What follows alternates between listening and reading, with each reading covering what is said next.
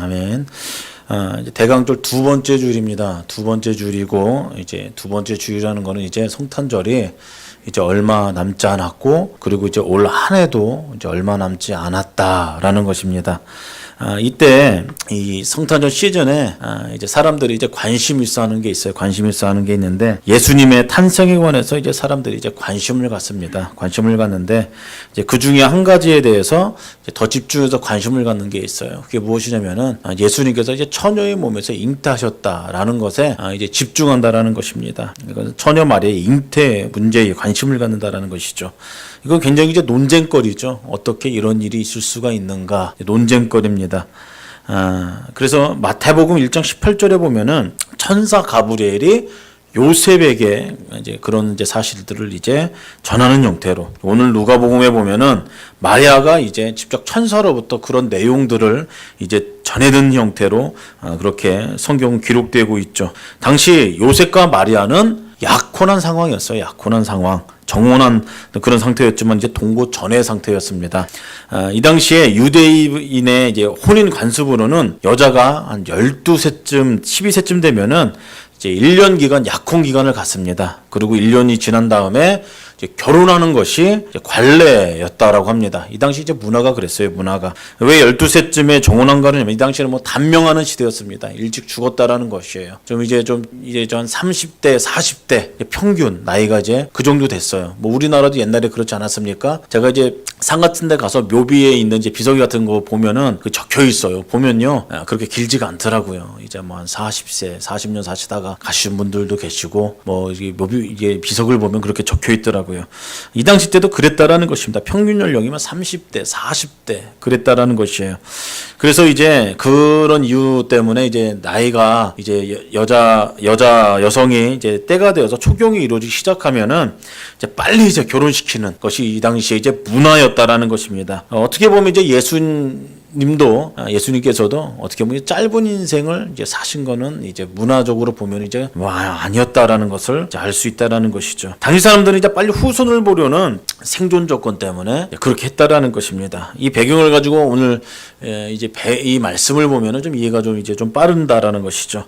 마리아에게 어느 날 천사 가브리엘이 나타났습니다. 성경을 보면은 이제 천사들이 등장하는데 이제 크게 두 천사가 이제 등장을 해요. 하나는 가브리엘입니다. 가브리엘. 또 하나는 이제 미카엘입니다. 가브리엘은 천사는 사람들에게 이제 하나님의 기쁜 소식을 이제 전해주는 천사입니다. 그리고 이제 미카엘은 하나님의 백성들이 위험을 당할 때에 사단의 세력과 이제 싸워주는 천사로 그렇게 나타나고 있죠. 근데 어느 날 천사 가브리엘이 이제 촌동네, 시골 동네인 이 나사렛이라는 이 동네에 이제 이 여인을 찾아오죠. 이제 마리아를 이제 찾아간다라는 것이에요.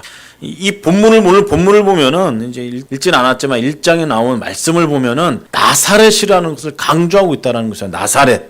천사 가브리엘은 굉장히 화려한 동네가 아닌 아주 초라한 시골 구석에 있는 나사렛이라는 그런 마을을 찾아갔어요. 찾아가서 처녀 마리아라는 이제 여인을 만납니다. 만나서 이제 이야기를 하죠. 하나님의 아들 예수가 태어났는데 하늘 아래 가장 이제 초라한 동네인데 나사렛에서 이제 태어날 것이다. 거기가 고향이 될 것이다. 그렇게 이제 이야기를 하죠. 요한복음 1장 45절에 보면 빌립이 나다니엘에게 우리가 나사렛에서 낳은 선지자 예수를 만났다라고 그렇게 이야기를 합니다.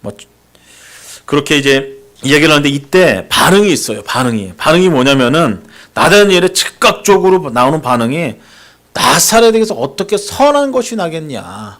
비웃는 겁니다. 그 촌동네에서 뭐 좋은 게 나겠냐. 그렇게 이야기하는 것이에요. 당시 나사렛은 초라한 곳이었어요. 초라한 곳. 예수님은 세상에 오시는데 굉장히 누추한 곳에 오셨다는 것. 초라한 곳, 시골 동네. 예수님의 고향이 초라한 동네 나사렛입니다. 태어난 장소는 베들레헴이죠. 마국간입니다. 그 태어난 부모가 목수 요셉입니다. 그리고 어머니는 시골에서 있는 이제 보잘것없는 여인이었어요. 나사렛이라는 동네는 예루살렘에서 한 113km 정도 떨어진 동네입니다. 여기서 한 서울 정도의 거리가 되겠죠. 깊은 계곡마을이에요. 산악지대예요. 뒤에는 레바논 산이 있고, 옆에는 눈 덮인 헐몬산이 있고, 다른 쪽에는 이제 갈매산이 위치해 있는 뭐 그런 산악지대에 있는 뭐 그런 이제 곳에 있었어요. 그곳에 갑자기 찾아온 천사 가브리엘이 그렇게 얘기해요. 은혜 받은 자의 평안할지어다. 그렇게 마리아를 찾아가서 이야기하면서 마리아에게 이야기합니다. 마리아가 얼마나 놀랐겠어요. 천사가 갑자기 찾아오니까. 근데 이제 천사가 더 놀라운 이야기를 하죠. 깜짝만한 이야기를 합니다. 무서워하지 말아라. 내가 잉태하여 아들을 낳을 것인데 그 이름을 예수라 하라. 이렇게 이야기합니다. 굉장히 놀랄만한 이야기죠. 여러분, 예수란 이름은 자기의 백성을 구원할 자, 그런 뜻을 가지고 있어요. 메시아라는 뜻입니다. 메시아. 이 예수라는 이름은 이제 당시에 이제 여러 가지로 불렸습니다. 예수와 요수와 같은 말이에요. 다 같은 말인데, 그래서 예수님을 말할 때는 다윗의 자손 예수라고 부르는 것이에요. 병자들이 예수님께 찾아와 부를 때도 다윗의 자손 예수여라고 그렇게 불렀습니다. 이 말은 하나님의 아들이고 성경에 기록된 오신다라고 하는 그 메시아다, 그렇게 뜻하는 것입니다. 그 고백인 것이에요. 천사는 마리아에게 그렇게 또 이야기합니다. 장차 그분께서는 너의 몸에서 태어날 예수님은 큰 자다, 지극히 높은 하나님 의의 아들이다, 왕이다. 그분께서 너희들을 다스릴 것이다, 구원자가 되신다. 그렇게 이야기를 하죠. 본문은 마리아는 목수 출신의 요셉과 정혼한 상태라고 이야기해요. 약혼한 상태입니다. 제가 말씀드렸지만 유대 관습으로는 결혼하기 1년 전쯤에 정혼을 해요. 풍습으로는, 우리 풍습은 이제 약혼인 겁니다. 성경은 마리아는 동정녀였다라고 계속해서 강조하고 있습니다. 천사의 수태 고지에는 마리아는 그렇게 반응을 해요. 나는 남자를 알지 못하는데 어찌 이런 일이 있을 수 있겠습니까? 말도 안 됩니다. 깜짝 놀라서 그렇게 이야기해요. 이것은 전부 다 처녀 잉태, 동정녀 잉태, 이것을 강조하는 그런 내용이에요. 근데 여러분, 초신자들이나 예수님을 이제 처음 경험한 사람들은 이 문제가 좀 어떻게 보면은 큰 난관이 돼요. 이제 믿어지지 않으니까요. 어떻게 처녀가 잉태하느냐, 동정녀가 어떻게 잉태할 수 있느냐, 이거는 이제 신앙생활하면서 어떻게 보면 이제 가장 부닥치는 어떤 이제 큰 문제 중에 하나라는 것입니다. 이 문제가 풀리지 않아서 의심 가운데 신앙생활 아니면 신앙을 포기하는 분도 간혹 있다라는 것이에요. 그리고 이 문제는 많은 논쟁 가운데에 이제 있었던 그런 내용이기도 합니다. 근데 여러분, 우리가 알아야 될 것이 있어요. 본문이 주고자 하는 메시지에 핵심이 있다라는 것입니다. 핵심이 있어요. 그것은 처녀가 잉태했다, 이게 주제가 아니에요. 처녀가 잉태했다, 이게 핵심이 아니라는 것입니다.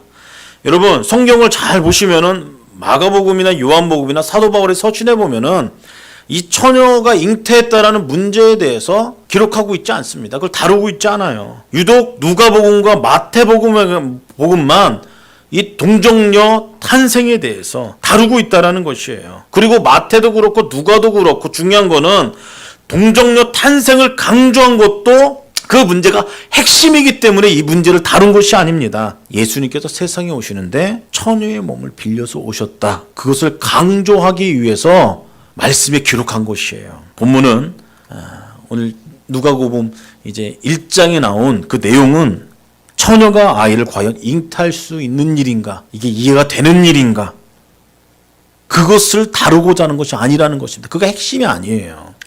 여러분, 오늘 누가복음에서 동정녀 탄생을 강조하신 이유가 있습니다. 하나님께서 말씀을 그렇게 하신 이유가 있어요. 여러분, 이것은 하나님께서 오래전에 구약성경에 예언하신 말씀입니다. 이사야서 7장 14절에서 그렇게 말씀하고 있어요.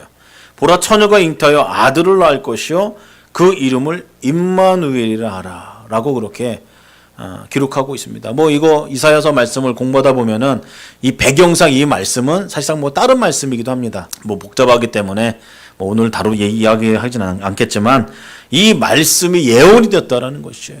예언이 됐고, 그리고 오늘 누가복음 1장에 나온 이 말씀은 이사야서 말씀하신 그 틀을 배경으로 해서 하나님께서 예언하신 그 말씀으로 기록한 것입니다. 여러분, 그래서 예수님께서 세상에 오시는데 동정녀를 통해서, 처녀의 몸을 통해서 이 땅에 오셨다. 어떻게 처녀가 잉태할 수 있느냐, 이것은 문제가 아니라는 것이에요. 그건 중요한 것이 아니라는 것입니다. 다만 중요한 게 뭐냐면은 마리아가 처녀임을 강조하신 것은 이유가 있다는 것이에요.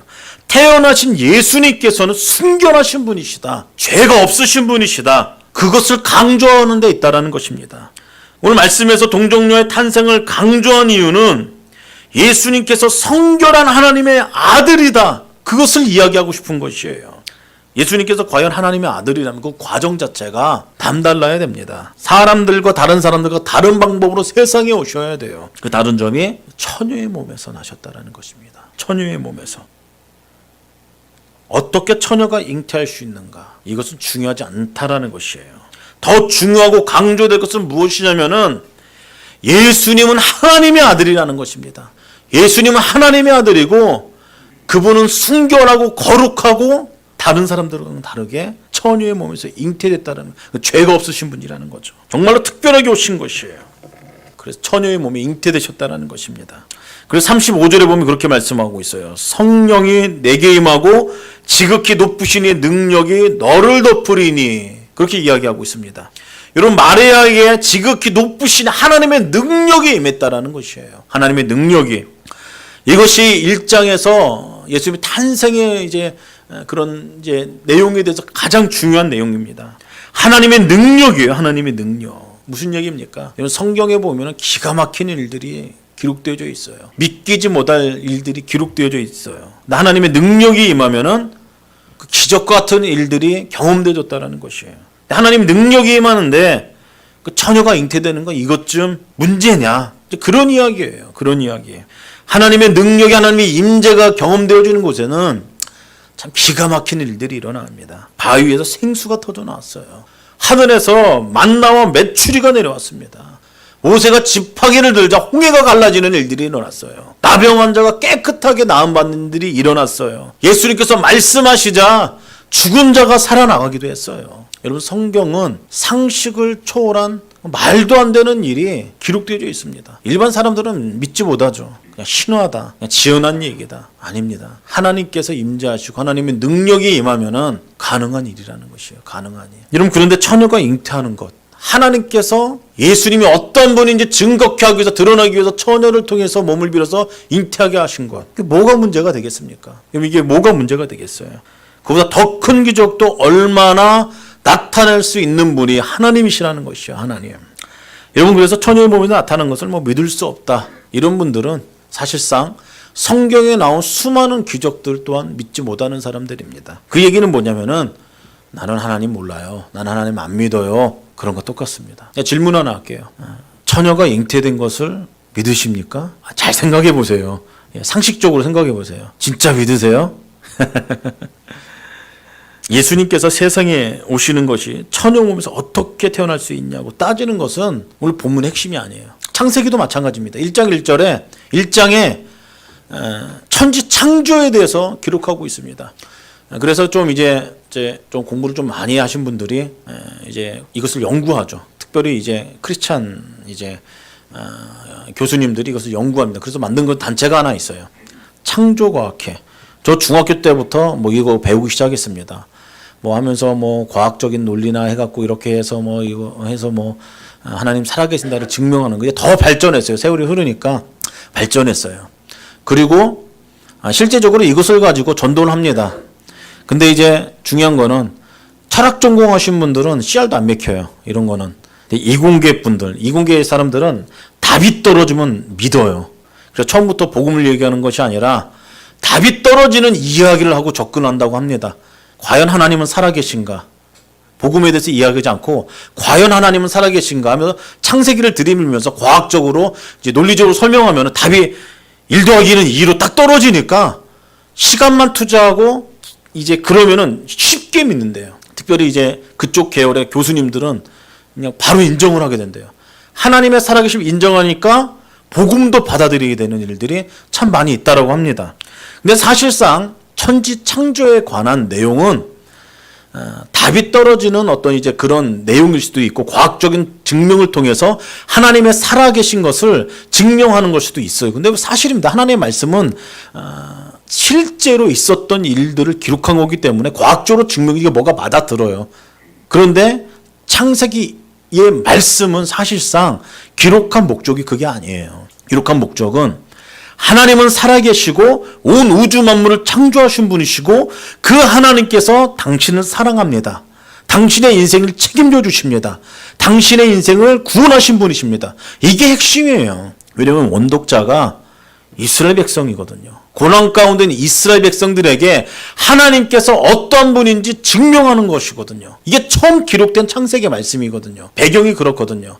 그 당시에 뭐 과학회가 있겠습니까? 그런 거 없었어요. 이제 시간이 지나서 이제 그걸 증명할 수 있는 시대가 되니까 그것을 통해서 이제 접근할 뿐이죠. 창세기도 목적이 달랐어요. 오늘 말씀도 마찬가지라는 것입니다. 처녀가 잉태때 이게 핵심이 아니에요. 다른 것이 핵심이라는 것입니다. 하나님께서 세상을 구원하기 위해서 아들 예수를 보내시는데 처녀의 몸에서 잉태하시게 한 것, 태어나게 하신 것, 이게 뭐가 그리 어려운 일이라는 거예요. 어려운 일 아닙니다. 전능하신 하나님 편에서는 어려운 일이 아니라는 것이에요. 하나님의 능력이 많은데 장애물이 어디 있겠습니까? 장애가 될 건 아무것도 없어요.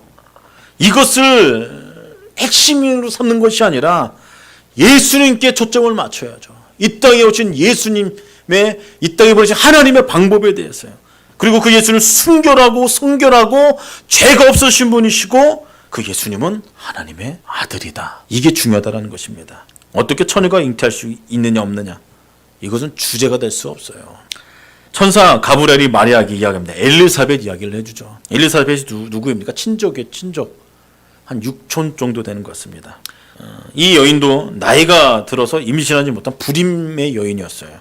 근데 그런 상황에서 임신을 했습니다. 그리고 세례 요한을 낳죠. 너의 친족도 이미 임신한 지가 6달이 되었다. 천사가 이야기해요. 어떻게 이런 일이 일어날 수 있겠습니까? 일어날 수 없는 일이에요. 단 한 가지입니다. 하나님의 능력으로 됐다라는 것이에요. 그래서 오늘 성경에 보니까 천사가 이야기하죠. 성령이 내게 임하시고 지극히 높으신 이의 능력이 너를 덮으리니 이러므로 나실 바 거룩한 이 하나님의 아들이라. 그래, 중심이 뭐냐면 하나님의 능력에 있다는 것입니다. 하나님의 능력으로 이 땅에 오신 예수님은 어떤 분이신가? 문제는 하나님의 능력이에요. 성령이 임하시고 지극히 높으신 이의 능력이 너를 덮으신다. 여러분 믿으십니까? 우린 그 하나님을 믿고 있습니다. 그 하나님을 신뢰하고 있어요. 그런 능력이 사라에게도 나타났어요. 임신하지 못하는 사라. 한나에도 나타났습니다. 그리고 마리아의 친척인 불임 여성인 엘리사벳에도 경험되었죠. 하나님의 능력이에요. 하나님의 은혜고 하나님의 역사입니다. 그러면서 천사가 마리아에게 말을 대저 하나님의 모든 말씀은 능하지 못하심이 없다라고 이야기합니다. 없다. 하나님의 말씀은 창조의 능력을 가지고 있다는 거예요. 하나님의 말씀은 부활의 능력을 가지고 있다는 것이죠.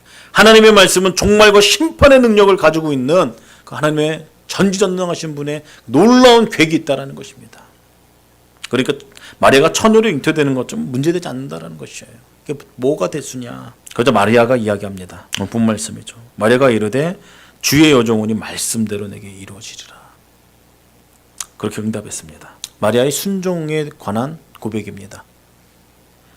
나는 여종이니 말씀대로 내게 이루어지리라. 여러분 하나님의 뜻이라 섭리가 이루어지는 것은 비록 인간일지라도 고백하고 순종할 때 역사되어집니다. 하나님의 백성들이 하나님의 말씀 앞에 순종하고 고백하기 시작할 때 이루어진다는 것이에요. 하나님의 뜻이 있을지라도 그곳에 거부하고 불신하는 곳에는 하나님의 역사는 일어나지 않습니다. 주님께서 말씀하셨어요. 들 것을 가지고 일어나 걸어가라. 순종했습니다. 걸어갔습니다. 나사로야 무덤에서 나오라. 그 말씀에 순종해서 나사로가 나왔어요. 실로암 연못가에서 씻으라 할 때 씻었어요. 순종해서 움직일 때 발걸음을 뗄 때 기적은 일어났다라는 거예요. 기적은 일어났다. 아무리 길이 열렸어도 거부하면은 이루어지지 않는다라는 것이에요. 일어나 걸어가지 않으면 아무 소용이 없다라는 것입니다. 씻지 않으면은 아무 소용이 없다라는 것이에요. 여러분 우리의 신앙생활은 어쩌면 너무 주저주저할 때가 있다는 거예요. 머뭇머뭇거릴 때가 있다는 것입니다. 긴가민가 망설 때가 있다는 것이에요. 여기에 놓지 말아야 될 단 한 가지가 있습니다. 그것은 처녀 마리아의 고백과 태도와 결단이라는 것이에요. 보라 내가 잉태하여 아들을 낳으니 이름을 예수라 하라. 주의 종의 말씀대로 내게 이루어지리라. 이것이 마리아로부터 배울 믿음의 동교 태도라는 것입니다. 예수님께서 세상에 오시는 데는 마리아의 흔쾌한 결단과 순종의 태도에서 그 구원의 역사가 시작되었다는 것입니다. 그래서 우리는 이 말씀을 보면서 어떻게 처녀가 잉태할 수 있는가? 그것을 보는 것이 아니라, 그것을 묻는 것이 아니라 나는 주의 종이오니 말씀대로 이루어집니다. 이 결단은 신앙의 자리에 초점을 맞춰야 된다는 것이에요. 여러분 마리아의 이 순종에는 사실 그 쉬운 고백이 아닙니다. 희생이 담겨져 있어요. 각오가 담겨져 있어요. 사실상 죽을 각오인 겁니다. 죽을 각오. 마리아는 그 이야기를 듣고 하나님의 일을 이루기 위해서 저 죽어도 상관없어요. 그런 이야기입니다. 왜요? 여러분 이 당시에 법을 보면은 처녀가 정혼한 상태에서 부정해서 아이를 잉태하면은 파혼당입니다. 파혼당해요. 결혼도 못하고 결혼 못할 뿐만 아니라 이제 자기 집안의 족보에서 이제 다 이제 뺍니다. 그뿐만이 아닙니다. 율법적으로 돌에 맞아 죽게 되어 있어요. 끔찍한 일이죠. 여러분 생각해 보십시오. 자기는 그런 일이 없는데 갑자기 성녀로 잉태가 되는 것이에요. 그러다 돌에 맞아 죽습니다. 얼마나 억울하겠어요. 자기는 남자를 알지 못하는데 잉태가 돼요. 바로 파혼당합니다. 결혼도 못해요. 족보에서 다 지워져야 돼요. 가문에 수칩니다. 돌에 맞아 죽어야 돼요. 여러분 할 수 있겠습니까? 쉬운 일이 아니에요. 쉬운 결정이. 그럼에도 마리아가 고백하는 거예요. 그것이 하나님의 일이라면은, 그것이 주님께서 하시는 일이라면은 제가 기꺼이 하겠습니다. 기꺼이 할게요. 이게 마리아의 고백인 것입니다. 여러분 믿음이 무엇입니까? 여러분 믿음은 보고 믿는 것 아닙니다. 만져서 아는 것 아니에요. 맛보고 아는 것 믿음이 아닙니다. 믿음이 뭐냐면 안 봤어도 맛보지 않았어도 하나님이 말씀하셨기 때문에 그래서 100% 그냥 신뢰하는 것이에요. 여러분 예수님 봤습니까? 하나님 봤어요? 본 사람 없습니다. 예수님이 계십니까? 안 계십니까? 어떻게 아세요? 어떻게 증명하시겠어요? 성경에서 그렇게 말씀하셨기 때문에 우리가 그것을 믿는 것입니다. 하나님의 말씀이 그렇게 말씀하기 때문에 예수님께서 우리의 구세주인 걸 알고 하나님의 아들이신 것을 알고 하나님의 계심을 알고 천국이 있는 것을 알고. 왜요? 성경에 그렇게 말씀하기 때문에. 성경을 통해서 기록된 그 하나님에 대해서, 예수님에 대해서, 성경에 대해서 우리가 믿기 때문에 주님께서 말씀하십니다. 보고 믿는 자보다 보지 않고 믿는 자를 더 복이 있다고 이야기해요. 예수님의 말씀이에요. 예수님의 제자들은 예수님을 보고 믿었습니다. 눈으로 봤어요. 손으로 만졌어요. 기적을 체험했습니다. 근데 보고도 나중에 다 도망갔어요.